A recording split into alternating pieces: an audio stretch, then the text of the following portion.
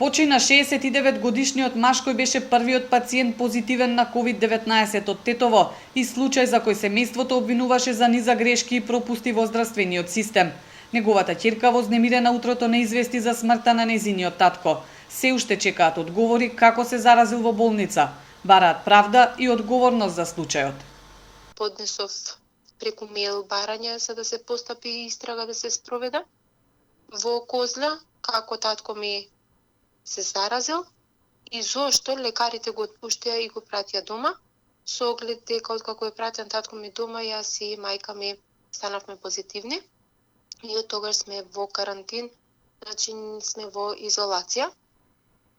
На овие прашања, иако е алармирано многу одамна, се уште никој не одговорил, никој не се повикал да се најде за одговорено, во сите други институции дадоа одговор, каде било грешката, кој лекар, некој сносеше одговорност.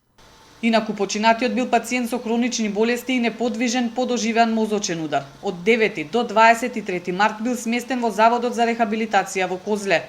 Откако добил силни главоболки и температура, поради што семејството инсистирало веднаш да биде тестиран за COVID-19, биле грубо одбиени не само од персоналот во Козле, туку секаде каде што се јавиле.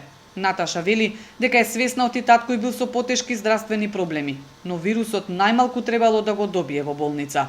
Цело мој дома семејство е изолирано затоа што станува збор за лекарска грешка, а не е само моето семејство. Многу семејства се, само јас собрав храброст и барам одговор за тоа. Да, татко ми има лошо здравје, но може би, доколку ние го презедоа на време чекорот и постапија согласност упатствата, кои што се дадени од Министерството, до оваа состојба немаше да дојде. А не денеска да не можеме да присуствуваме ние семејството на неговиот погреб. А лекарите кои што се тоа го предизвика да се седат во топлиот дом и мирно. Алармот за коронавирус во заводот го вклучи токму овој пациент, кој еден ден откако беше испуштен од болницата, тестирањето направено во Тетово покажало дека е позитивен.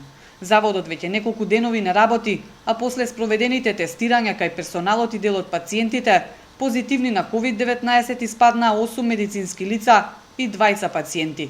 Семејството на починатиот се надева дека ќе ја добијат правдата за грешките поради кои останаа без својот близок.